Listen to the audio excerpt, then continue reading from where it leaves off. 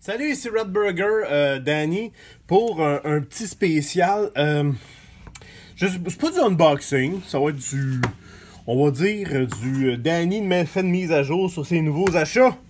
Parce que on sait que je suis un peu acheteur compulsif à mes heures. Donc, je te montre depuis peut-être une semaine les nouveaux achats, les nouvelles choses qui ont intégré ma bibliothèque. Premièrement, pour les ondes de stérène, j'avais déjà la campagne des Argues. J'avais déjà la première section, la première épisode plutôt.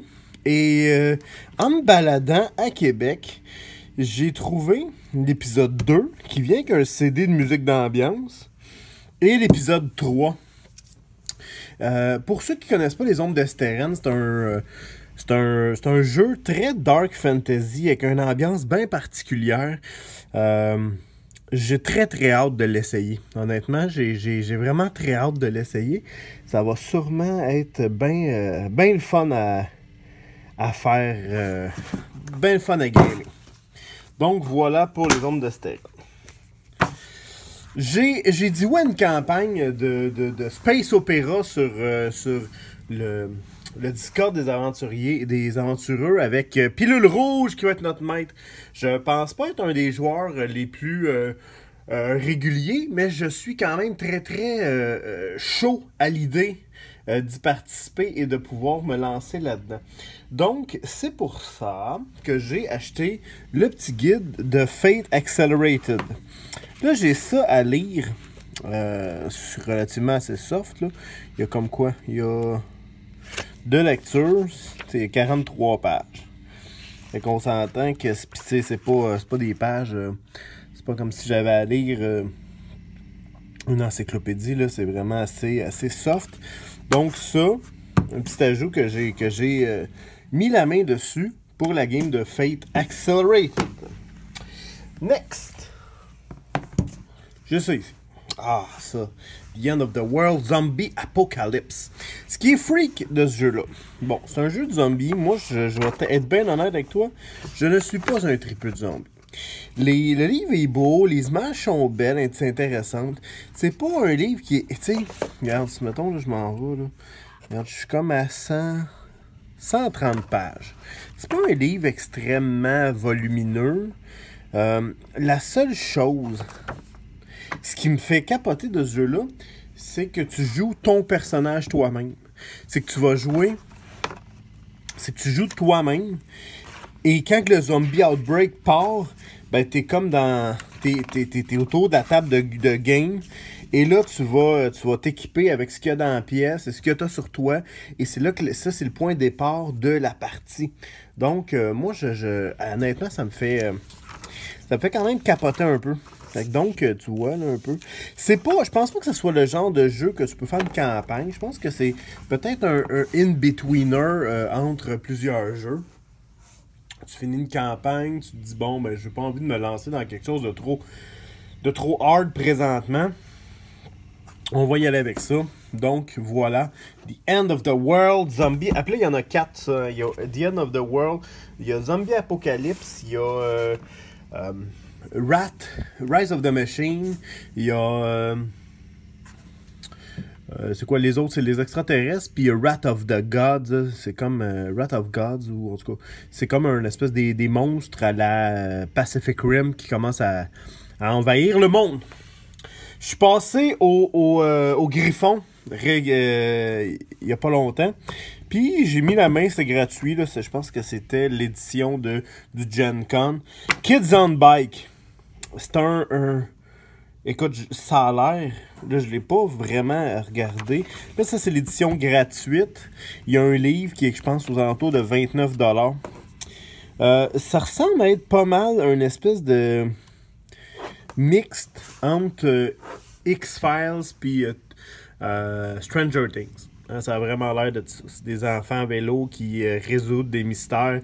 Peut-être qu'on est moins dans Tales from the Loop. Là. Tales from the Loop, c'est réellement plus... quand je parle de Tales of the Loop, on parle un peu plus au niveau des machines et ainsi de suite.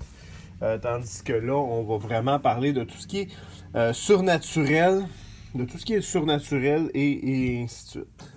Donc, Ah, lui, je l'avais commandé. Ça, c'est un Kickstarter que j'ai reçu cette semaine. J'en suis assez heureux d'ailleurs. C'est un livre. Ah, juste avant, Tales of From the Loop, c'est de ça que je parlais. De ce livre-là, ici. Donc, on joue des adolescents qui sont qui vont investiguer des mystères, mais principalement reliés à la technologie dans une réalité alternative. Ça ici, c'est une aventure de Cthulhu. En fait, c'est une campagne de Cthulhu qui est un Kickstarter qui est fait par New Comet Games, qui sont licenciés par Chaosium. C'est leur deuxième... non, c'est pas leur deuxième, c'est plus que ça. Mais, non, ouais, deuxième, je pense que oui. La première était The Stars on the Shore. C'est des aventures, je pense pas que c'est ça nécessairement la même compagnie, mais c'est un peu tu sais, c'est Ben Burns qui est fait. Fait que je pense qu'il a changé de nom de compagnie. C'est toute couleur, c'est extrêmement bien fait.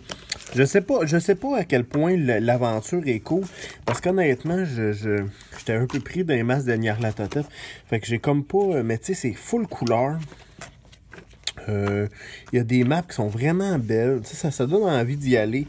Ça donne envie d'y jouer. Puis honnêtement, je suis pas. Je l'ai regardé, mais j'ai pas creusé plus qu'il faut. Regarde ça. J'ai mis la main, je prends l'étiquette, sur une version usagée de Capharnaüm, la nouvelle édition de Capharnaüm, qui est un jeu fantastique. On va dire médiéval, mais tu sais, bon, c'est un peu... On est loin du guerrier, on est loin du... Bah, tu sais, on va avoir les guerriers là-dedans, mais on est loin du guerrier, on est loin du paladin, du ranger, puis du sorcier, là. On est dans un système qui est très je te dirais arabisant, là. C'est très... On va jouer au Moyen-Orient, principalement. Il n'y a rien qui empêche d'aller au niveau de l'Asie, il n'y a rien qui empêche d'aller au niveau de... Bon, Afrique du Nord, un peu le nord de l'Europe ici. Ça a été calqué sur la map monde, tout simplement. Le livre est full couleur. Regarde ça, les dessins. C'est évidemment, il y a c'est fantastique. Donc, il y a des créatures bizarres, il y a de la magie, et ainsi de suite. Je pense que c'est pas très... c'est pas si high fantasy que ça. Il n'y a pas tant de magie. Le livre a l'air extrêmement tough à lire parce que, regarde ça, c'est du petit caractère, puis il y a du stock. Mais, bon, le livre, j'avais vu des critiques, mais je le trouvais intéressant. Là, je l'ai pris en français. En fait, il m'est tombé dessus en français. Mais je pourrais le prendre, le lire et peut-être te donner un petit compte rendu de ça. Là, regarde bien, là, le juge-moi pas, s'il te plaît, là. Ça faisait à peu près...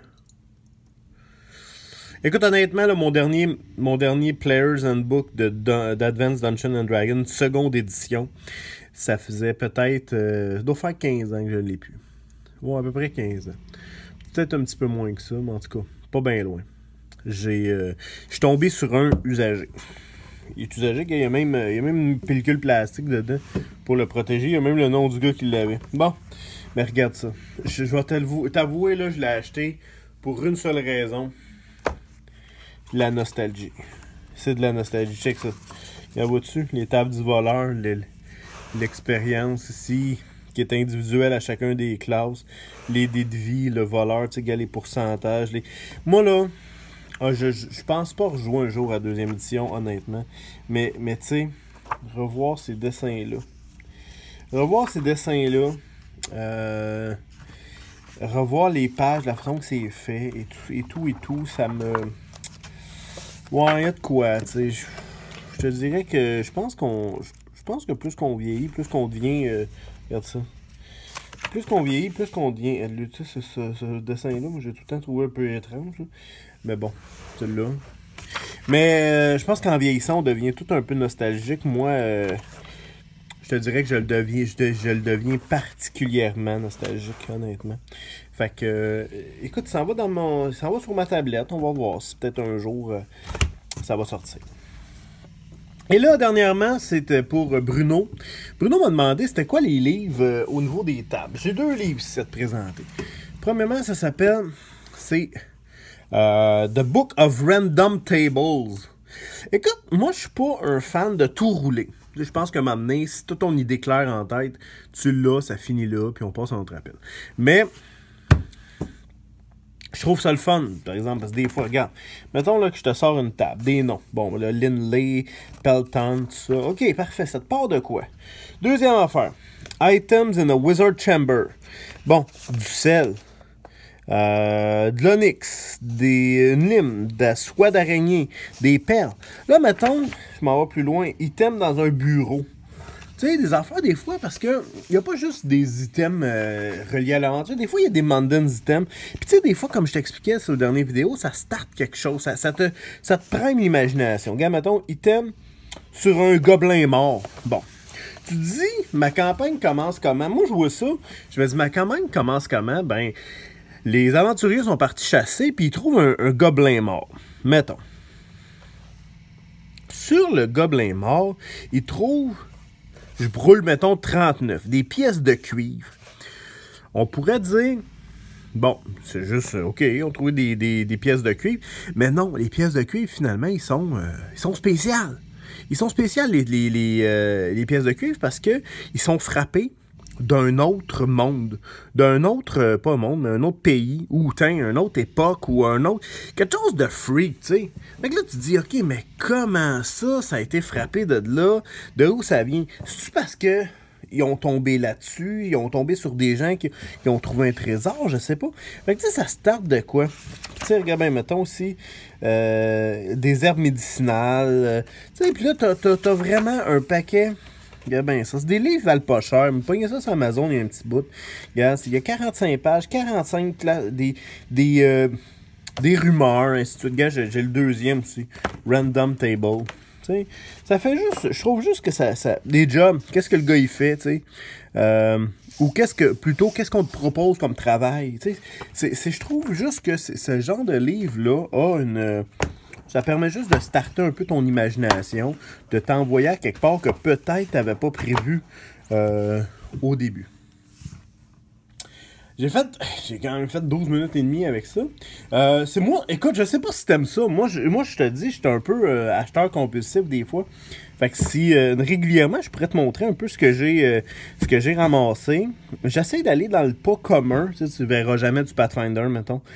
Pas que, écoute, Pathfinder, moi, ma période est révolue. Mais bon. Fait que je les mets de côté. Je te ferai une petite capsule pour te montrer, peut-être une fois par 2 semaines, qu'est-ce qui s'est rajouté à ma bibliothèque. Si ça t'intéresse, tu fais des pouces. Si ça t'intéresse pas, regarde-la pas. Puis si tu as des commentaires, ben tu te gênes pas. Si tu as des questions sur les produits que j'ai achetés, ça me ferait plaisir. Ça va me faire plaisir d'y répondre. OK. Salut, bonne journée.